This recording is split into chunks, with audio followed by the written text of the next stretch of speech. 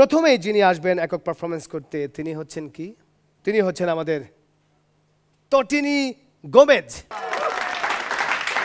উনি আসছেন কিন্তু রাজশাহী থেকে।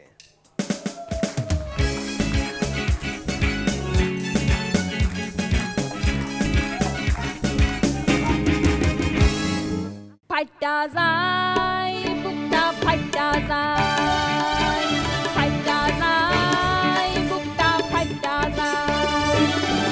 বন্ধু যখন ফোন লইয়া এমন কইরা সেলফি তুইলা, বন্ধু যখন ফোন লইয়া এমন কইরা সেলফি তুইলা ফেসবুকেতে আপলোড দেয়, ফাইটা যায় বুকটা ফাইটা যায়, ফাইটা যায়।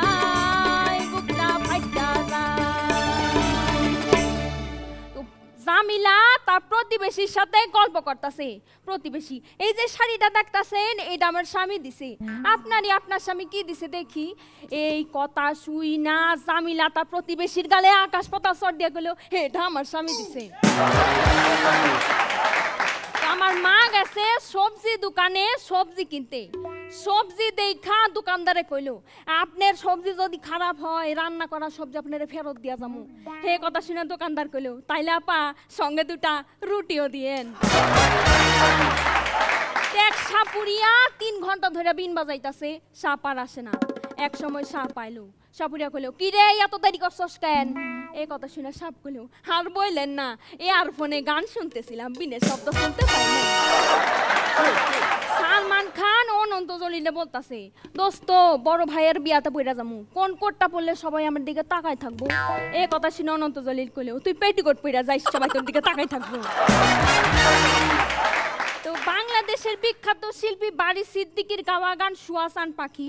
তো এই গানটা যারা ব্যান্ডের গায় তারা ভাবছে তাদের মতো করে গাওয়ার। তো তারা যখন গানটা গাইলো, ইয়ো পাখি চান পাখি, ইয়ো পাখি চান পাখি, আমি ডাকিতাছি তুমি ঘুমাইছো নাকি? ইয়ো পাখি চান পাখি, ইয়ো পাখি চান পাখি, ইয়ো পাখি চান পাখি, জানো পাখি, দিস ইজ এ শুয়া চান পাখি। এই গানটা যারা ক্লাসিক্যাল গায় তারা ভাবছে তাদের মতো করে গাওয়ার। তো তারা যখন গানটা গাইলো, শুয়া চান পাখি, শুয়া চান পাখি, আমি ডাকিতাছি তুমি ঘুমাও, আমি ডাকিতাছি তুমি ঘুমাও, আমি ডাকিতাছি তুমি ঘুমাও, তুমি ঘুমাও। এই গানটা অপেরায় গাওয়ার চেষ্টা করলো। তো তারা যখন গানটা গাইলো, শুয়া চান পাখি, আমি ডাকিতাছি তুমি ঘুমাইছো নাকি? তোমাদের মকলেস ভাই বদ্ধ মাতাল, এক বোতল মদ নিয়ে চলে গেছে 6 তলা ছাদের উপর। উঠা তিনি ভগবানে ডাকতেছেন, ভগবান ও ভগবান। ভগবান তার চিৎকার শুনে আয়সা কইল, কি হয়েছে বৎসু, তোমার কি চাই? তখন আমাদের মকলেস ভাই কইল, 1 প্যাকেট চানাচুর হবে ভাই। মানুষের মধ্যে কোন দুটা জিনিস লুকানো যায় না? প্রতিভা আর চুলকানি। কাঠুরিয়া নদীর ধারে বসে কাঠ কাটতেছে, কাটতে কাটতে তার কুড়াল গেল নদীতে পড়ে। তার কিছুক্ষণ পর কানতে কানতে উঠে আসলো এক জলপরি। জলপরি কানতে কানতে গেল, কি ব্যাপার ভাই, আপনি কানতেছেন কে? এই কথা শুনে কাঠুরিয়া কইল, আমার কুড়ালটা পানির মধ্যে পড়ে গেছে, তা আপনি কানতেছেন কে? এই কথা শুনে জলপরি কইল, আপনার কুড়ালটা আমার মাথার উপর পড়েছে।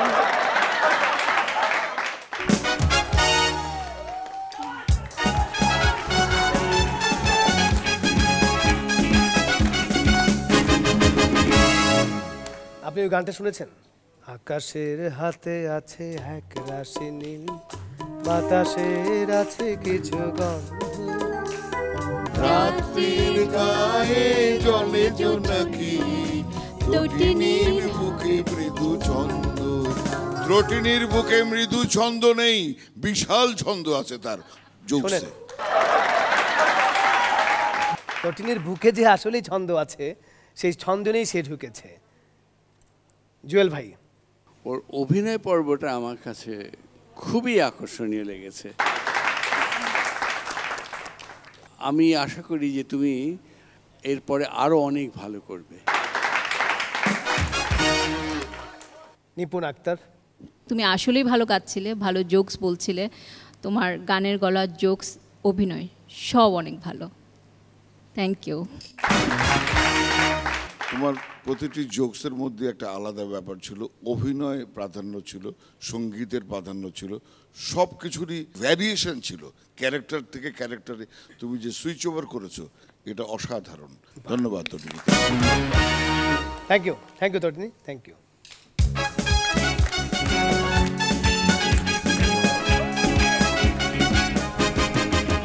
আসলে আজকে এই অনুষ্ঠানে আসার সাথে সাথে নিপুণ আমাকে বলছে যে সাজু ভাই আমার বুকে প্রচন্ড পেইন করছে।